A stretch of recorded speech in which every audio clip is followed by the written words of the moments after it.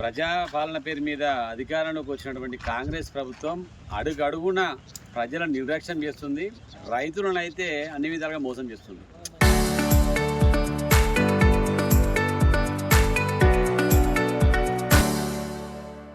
వాస్తవానికి కేసీఆర్ హయాంలో గత 7-8 సంవత్సరాల క్రితం నిర్మించిన మల్లన్న సాగర్ ప్రాజెక్టు కావచ్చు, కాలువలు కావచ్చు, నిర్మించి ఆనాడే 5 సంవత్సరాల నుంచి సకాలంగా నీళ్లు విడుదల చేస్తున్న సందర్భంలో కాంగ్రెస్ ప్రభుత్వం రైతులను పట్టించుకోలేదు. వాస్తవానికి యాసంగి రాగానే ఎదురు చూడాలి, కాలువలు ఎప్పుడు ఇడిపిస్తారా, చెరువులు ఎప్పుడు నింపుతారా, కుడిల వాళ్ళు నీళ్ళు ఎప్పుడు ఇడుస్తారా, ఒక విధానం లేదు, ఒక పద్ధతి లేదు. రాజకీయాలు చేయడం ఎక్కువ ఉంది తప్పిస్తే రైతు కోసం పట్టించుకునేది లేదు. కేసీఆర్ గారి హయాంలో ఈ ప్రాజెక్టులో నీళ్లు విడిచే ముందు ఈ కాలువలో తుంగ కానీ లేకపోతే పూడిక కానీ తొలగించిన తర్వాతనే దాని యొక్క పద్ధతి ప్రకారం నీళ్లు విడుదల చేతురు. ఈ సంవత్సరం ఏం చేశారు, ఆగమాగంలా రాత్రి 4 గంటలకు ప్రోగ్రాం పెట్టి తర్వాత మంత్రి పర్యటన రద్దయిన తర్వాత కూడా మేఘాల మీద అధికారులతో నీళ్ళు విడుదల చేసిర్రు. నీళ్ళు విడుదల చేసినప్పుడు మరి కాలువ పరిస్థితి ఏంది, మరి ముందు నీళ్ళు వెళ్తలేవా అనే పర్యవేక్షణ కూడా లేదు. నీళ్ళు విడుదల చేసారు, ఇష్టరీతిగా వెళ్ళిపోయారు. ఇక్కడ ఈ ఎల్లరెడ్డిపేట శివారులో, మాసనపల్లి శివారులో కాలం మీద నుంచి పొరిపోయిన నీళ్ళు వాస్తవానికి పెద్ద ఎత్తున నీళ్లు విడుదల చేయడంతో కార్మికులు పొరిగిపోయి కట్ట తెగిపోయిన సందర్భంలో చాలామంది రైతులకు సంబంధించిన పొలాలు నష్టమైపోయినాయి. ఇటీవలనే కష్టపడి వాళ్ళు నాటేసిన పొలాలు కూడా ఆగమైపోయినాయి. ఇప్పటికైనా ప్రభుత్వం కళ్ళు తెరవాలి, పట్టించుకోవాలి. కేసీఆర్ గారు ఏదైతే 3.5 సంవత్సరాలలో ఈ మల్లన్న సాగర్ ప్రాజెక్టు నిర్మించారు, కొండపోచమ్మ రంగనాయ సాగర్ ప్రాజెక్టు నిర్మించారు, కాళేశ్వరం నుంచి నీళ్లు తీసుకొచ్చారు, ప్రధాన కాలువలు ఏర్పాటు చేసారు. ఆ కేసీఆర్ గారు ఇచ్చిన ప్రాజెక్టులకు వచ్చిన నీళ్లను విడుదల చేయడానికి వీళ్ళు రాజకీయాలు చేస్తారు, నోటికొచ్చినట్టు మాట్లాడుతున్నారు. నిన్న కూడా చెరుకు శ్రీనివాస్ రెడ్డి గారు నోటికొచ్చినట్టు మాట్లాడాడు. ఆ మాటలు మీకే వర్తిస్తాయి, మాకు సంబంధం లేదని కూడా తెలియజేస్తున్నాం.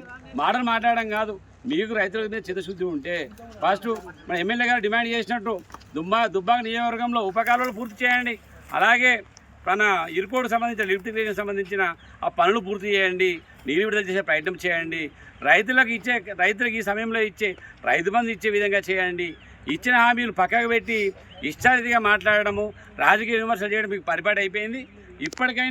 ఇప్పటికైనా ప్రభుత్వం స్పందించాలి, కాలువను బాగు చేయాలి, ఈ తెగిపోయిన కాలువను పునరుద్ధరించాలి, నష్టపోయిన రైతులకు వెంటనే పరిహారం అందించాలి.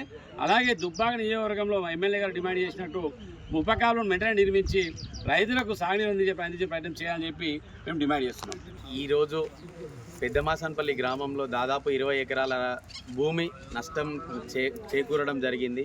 ఈరోజు నిన్న రాత్రి 7:30 గంటలకు నీళ్లు వదిలిన అధికారులు, ఎందుకంటే ప్రభుత్వ నిర్లక్ష్యము, అధికారులకు ప్రభుత్వం ఒత్తిడి చేయడం వల్ల అధికారుల నిర్లక్ష్యము కళ్ళకు కట్టినట్టు కనిపిస్తుంది.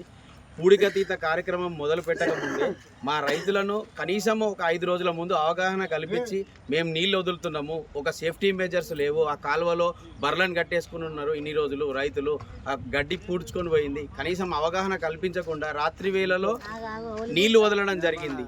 ఈ నీళ్లు వదలడం వల్ల రైతులకు నష్టం జరిగింది, ఇటు కాలువలో అధికారులు ప్రభుత్వ ఆస్తి నష్టం జరిగింది. ఇంత నిర్లక్ష్యంతో ప్రభుత్వం కళ్ళు మూసుకొని ఎందుకు చూస్తుందో తెలియట్లేదు.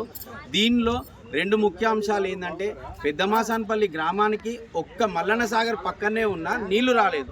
కనీసం ఒక 500-600 ఫీట్లు వేసుకొని మా రైతులు పంటలు పండించుకోనికి పొలాలు దున్నుకొని నాట్లు వేసుకుంటున్నారు. ఒక్కొక్క నాటు వేయాలంటే ఎకరానికి 20,000 నష్టం, అదే 20,000 పెట్టుబడి అవుతుంది.